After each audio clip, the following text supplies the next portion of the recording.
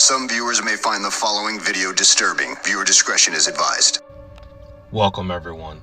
Today we're going to be talking about Fatal Invitation Part 7. Today we're going to be talking about the tragic life of Shonda Sharer.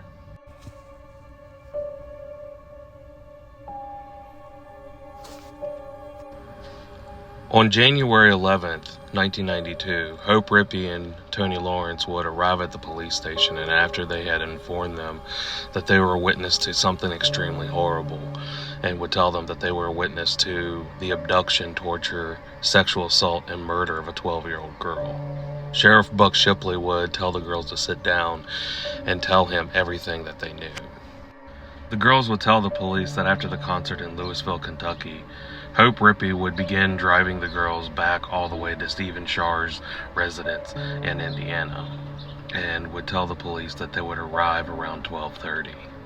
Now it's said that when they would arrive at the residence at this point in time, that Hope Rippey would refuse to get out of the car to retrieve Shonda, and therefore Lori Tackett and Tony Lawrence would actually get out of the car and go to retrieve her, while Melinda Loveless stayed hidden in some blankets in the back seat. It should be noted that it's possible that Hope would refuse to get out of the car because on the way there, Melinda Loveless would make the statement that she could not wait to kill Shonda Sharer and would show the girls her knife, but would then recant and say, "I'm only going to scare her for trying to copy me and stealing my girlfriend."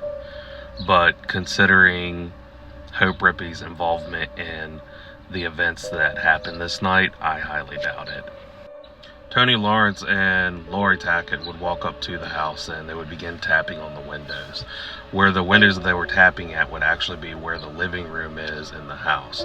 And this is exactly where Shonda Sharer would be staying up and watching television, as her father and his wife had already gone to bed. She would look out the window and see the two girls there and would recognize Tony Lawrence, as she had not met Lori Tackett yet. She would walk out to the door, she would open it up, and the girls would then tell Shonda that Amanda Harvin was still at Witch's Castle and was wondering if she was interested in going to hang out with them. So Shonda Sharer would then put on her shoes and walk down to the car where Hope Rippey was. It's said that they would lead her to the passenger side front seat and they would let Shonda get in the front seat beside Hope Rippey. And the other two girls would then walk into the back seat and be sitting beside Melinda Loveless, who was hiding underneath the blankets with a knife. They would begin driving off and making their way to Witch's Castle. Lori Tackett would at some point try to make small talk with Shonda and would ask how she knew Amanda Harvin. But before she could even answer, Melinda Loveless would spring out from the blankets and place the knife that she had against Shonda Sharer's throat and begin interrogating her, not only asking her questions of her relationship with Amanda Harvin, but would also demand that she be descriptive with the sexual nature of their relationship. As Melinda was interrogating Shonda, Hope would be driving, as I said, towards Witch's Castle, and as they were nearing Witch's Castle, it's at this time that Lori Tackett decided to give the girls more town history lesson of Witch's Castle, where she would tell the girls that Witch's Castle had originally been a castle where 9 witches had originally lived there, and would eventually the castle would be burned down because witches lived there and they would all be killed because they were witches, and after the fire only a small stone structure would actually stand. It's very possible that Lori Tackett was doing this as a way to scare Shonda even more than she already was.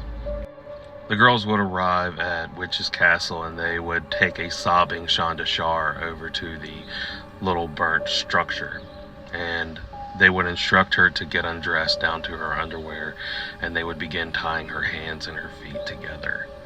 It's at this point that Melinda Loveless began interrogating, taunting, and laughing at Shonda. For example, one of the things that she would do is she would take the knife that she had and she would kind of place it around her hair and would tell Shonda, "You have such pretty hair. I wonder how pretty you would be if I were to cut it all off," which would inevitably frighten the sobbing Shonda Sharer even more. It's at this point that all the girls would start taunting, interrogating, and laughing at Shonda, most times dancing around her.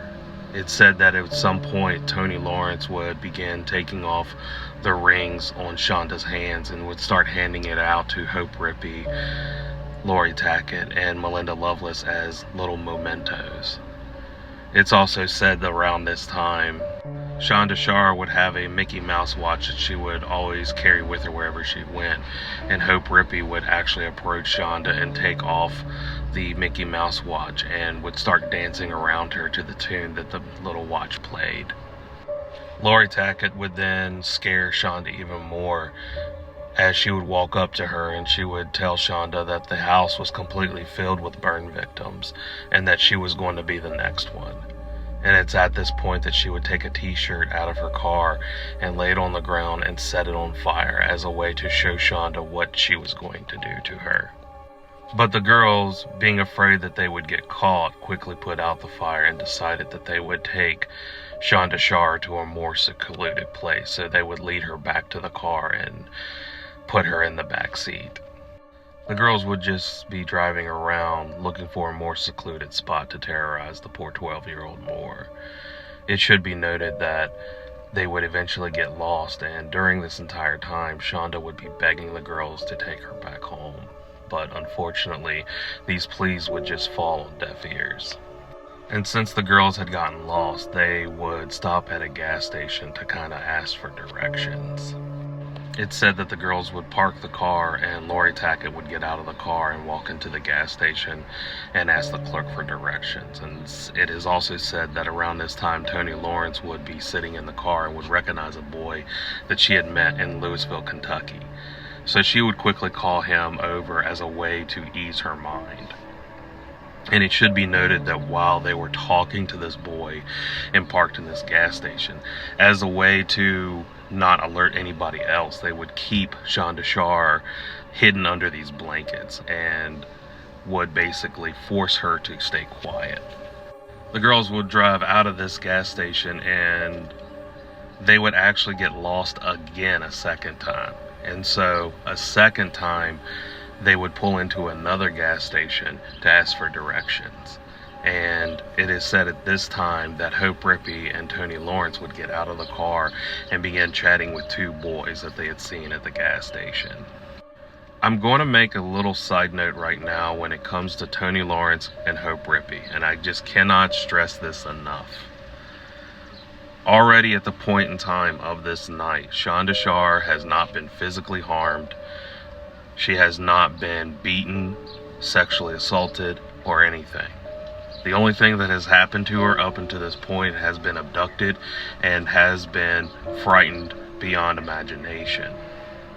Already in this story, there has been two prime opportunities for Tony Lawrence and Hope Rippey to do the right thing. Twice already, they had an opportunity to tell someone what was going on. They had two opportunities to go to either these boys, a clerk, phone a family member, an adult, the police, anything. They could have done any of this at any point in time, but they did nothing. This here shows the priorities of these two monsters. They were more concerned over talking to boys and satisfying their sexual urges than they were about saving a frightened 12-year-old girl. I cannot stress that enough in this story. And the most gut-wrenching thing about this is only two times. There's going to be multiple other times that these girls had more than enough time to go to the right person, do the right thing, save this poor girl, and they did nothing. I cannot stress how vile and disgusting these people are. They're not even humans for what they did to Shonda Sharer.